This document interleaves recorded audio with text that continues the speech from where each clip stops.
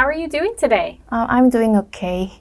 Okay, that's great. And can you tell me your name, please? My name is Hong-in Kim. Okay. And it's a bit rainy outside. Were you okay? Well, it was a bit rainy in very early morning, but when I on my way, it stopped raining, so it was fine. Oh, okay. That's wonderful. I'm happy to hear that.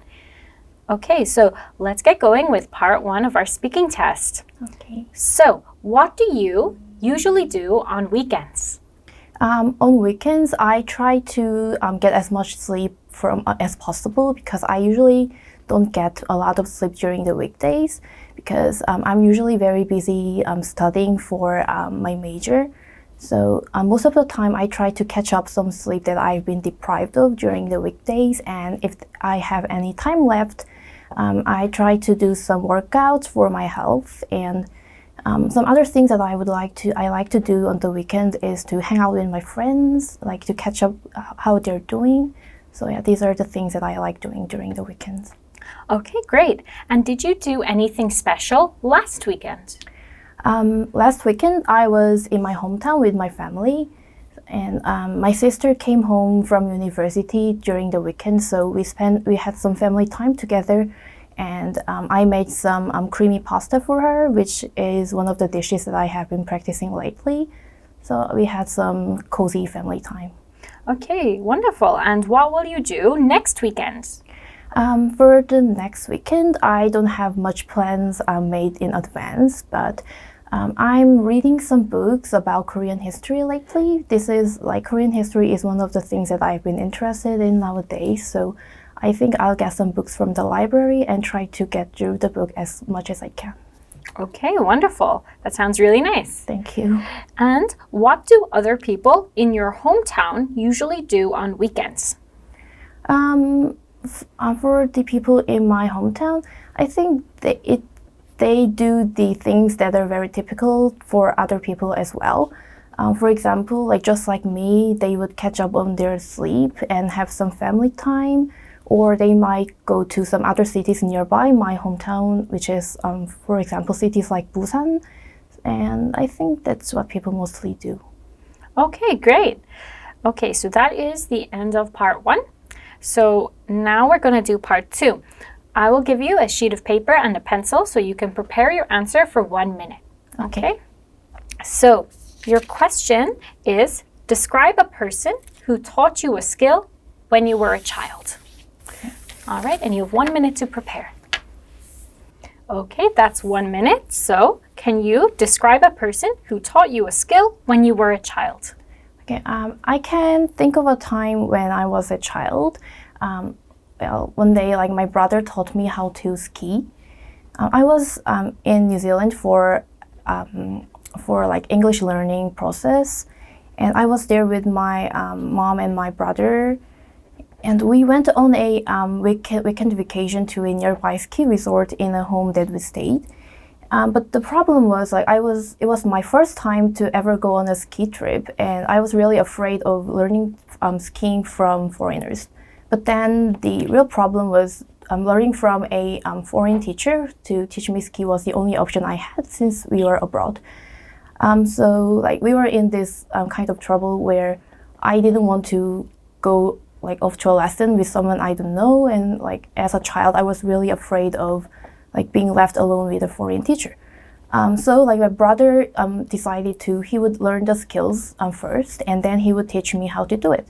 And luckily, my brother is a really he has some gifted ability in learning this sport really quick. So he was able to get the skills really quick, and he delivered what he learned from the teacher to me, and we were able to enjoy the ski trip very happily.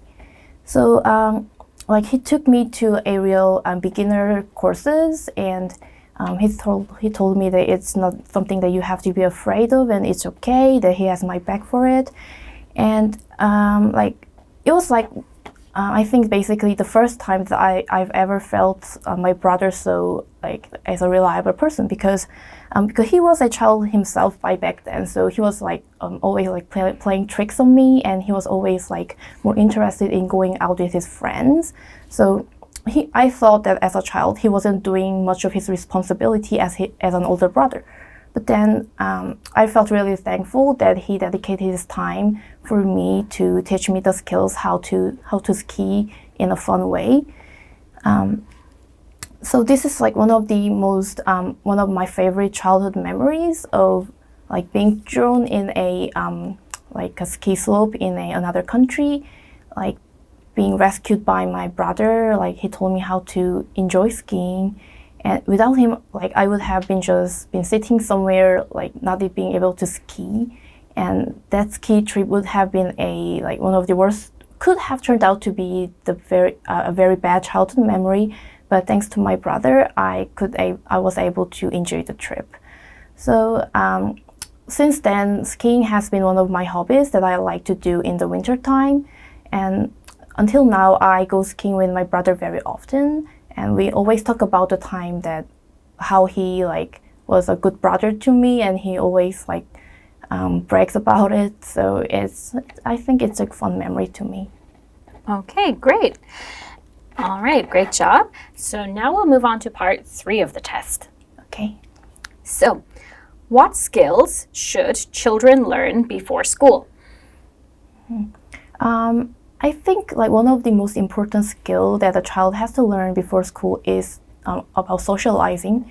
I know that before entering school, children don't have like much chance to get along with other kids. But then it could be a trouble when they're like suddenly thrown out into a school full of other strangers if the child hasn't learned how to socialize with others in advance. So like before school, I think parents should like at least try to give as much opportunities for their children to how to get along with their peers. Okay, great. And what is the difference between the roles of teachers and parents in education?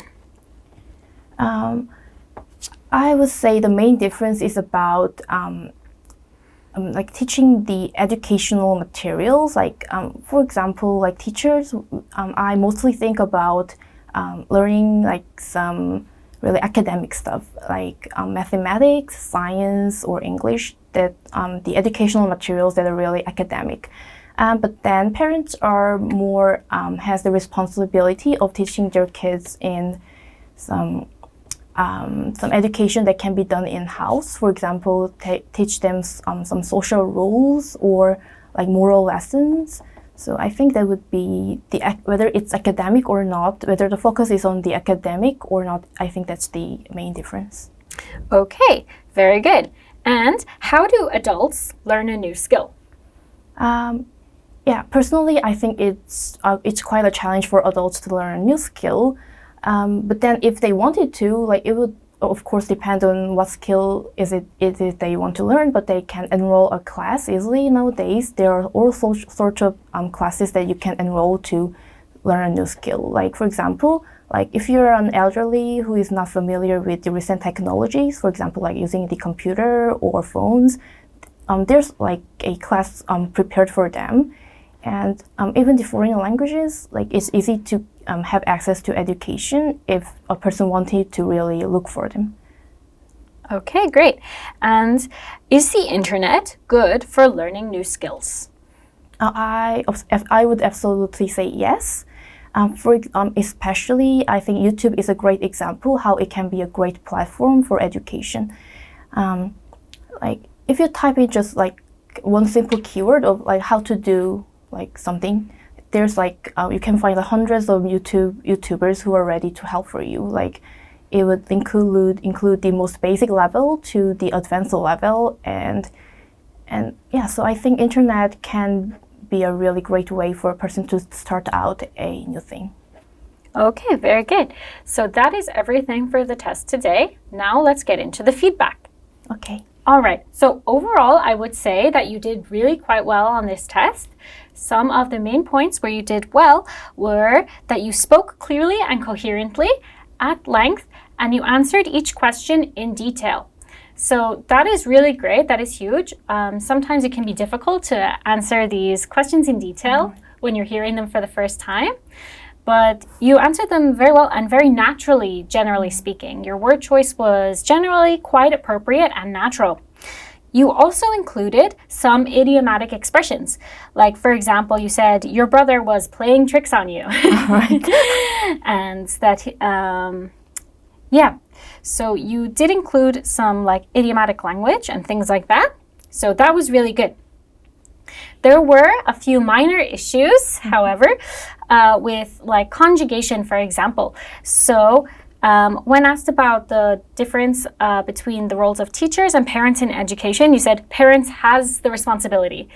But this wasn't really an error throughout your exam. It was just some kind of isolated incidents like that. Additionally, there were some occasional unnatural word choice. Overall, your word choices were quite natural, but some things like studying for my major. So in English, we don't tend to express it like that. We would say studying for university. Ah, I see. Or studying for my classes, something like that. And you talked about you went to New Zealand for English learning process. It's okay. I know the second part of the test can be quite difficult, so it's totally fine.